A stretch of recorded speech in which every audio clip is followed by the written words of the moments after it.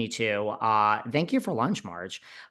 With Marge Sr. and Laura and Joe. We're still talking about Laura. We're still talking about Vanessa. I think that's the problem for me with this season is that like we are doing a best of last season. Last season, this all should have just been extended. I mean, we literally brought everybody back just to wrap up last season for 13 weeks. I don't know. That seems like a waste of time. And by the way, I mean, now I'm getting riled up here and we've just started, but the good thing is this is like a who's who of Behind the Velvet Rope podcast because we had Laura on last season for 2 to 3 episodes.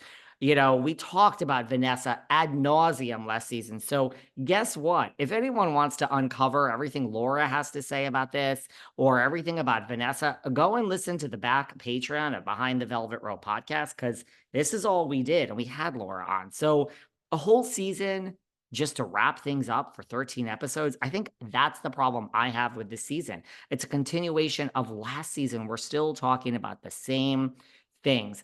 And again, I will die on this sword that when I said that I didn't think Melissa was coming back, which I was wrong, let's be honest.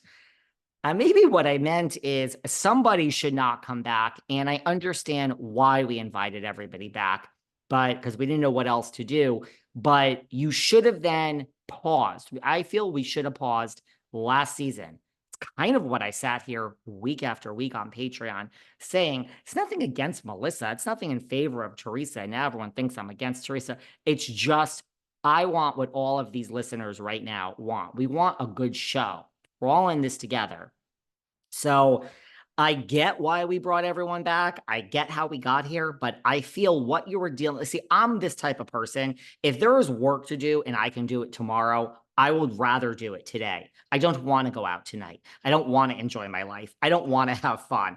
I want to accomplish today what I could do tomorrow if I can do it today. So I don't like band-aids. That's just me personally. That's just me. Like here at my house, I have these trees in the backyard and they were really private and now they are thinning because that's what happens to trees. And the people came and they're like, look, you have two options. You can do the cheap option, which is we can fill these trees in, or we can just uproot all these trees and like no more band-aids and just replace them with thick shrubs. So that, I mean, I love my neighbors. I live in a condo in the Hamptons. It's not like I want privacy, but I love those. Like, you know, when like the hedges are so thick and it's like nobody could see over them.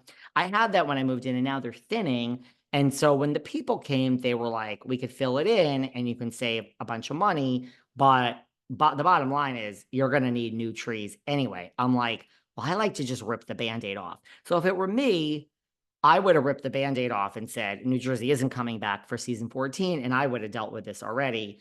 We're in the same situation. And now we're going to have a rebrand, as Andy says. Anyway, that diner scene with Marge obviously has sent me down the road of PTSD. Now I have recovered. I am back. And I think, I don't know what I ate. I think I ate a tuna sandwich with French fries. And I like waffle fries and I like gravy. I like to dip the waffle fries into the gravy and then eat them. I'll be honest with you. And I like my tuna with, no one's going to enjoy this, on like toasted bread with mustard. I like a Grey Poupon mustard and I like pickles. And then I like to dip that in the gravy also. Gravy is like, and I like a brown gravy and I like the lighter turkey gravy. They're both good. Anyway, there you go. So now we go to Teresa's house and we learn that, you know, we're talking again about the lawyer and there's court findings and Teresa this is her moment. She has been waiting for this. She has been waiting for this all of season 13, all of season 12. During the mini break for New Jersey, the entire season we just filmed. She can't talk about it. Now she can talk about it. She has been waiting to reveal. The big reveal, which I think Dolores says it best later in this episode, is this any big reveal that Margaret has been speaking to Vanessa? Again, go to the Behind the Velvet Rope Patreon for all of 2023. This is all that I talked about. Of course, Margaret has been speaking to Vanessa. We all knew that. I mean, Nah, yeah. Well, I mean, what? We all knew this. I've been talking about this forever. Give me a break. So then Margaret reveals that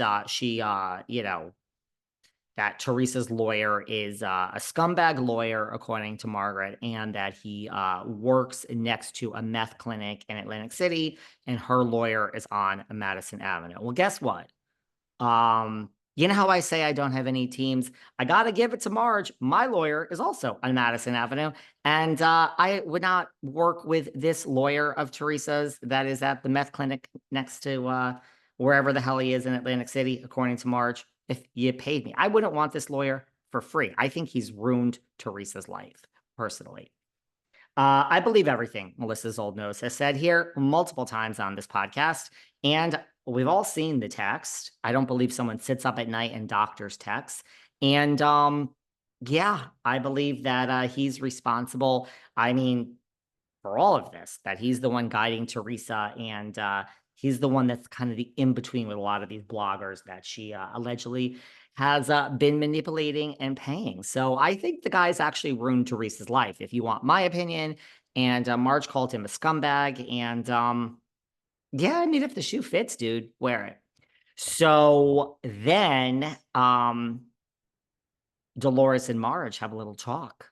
Margaret is very, very, very upset to learn that Miss Giudice is gathering everyone at her house just to talk about her.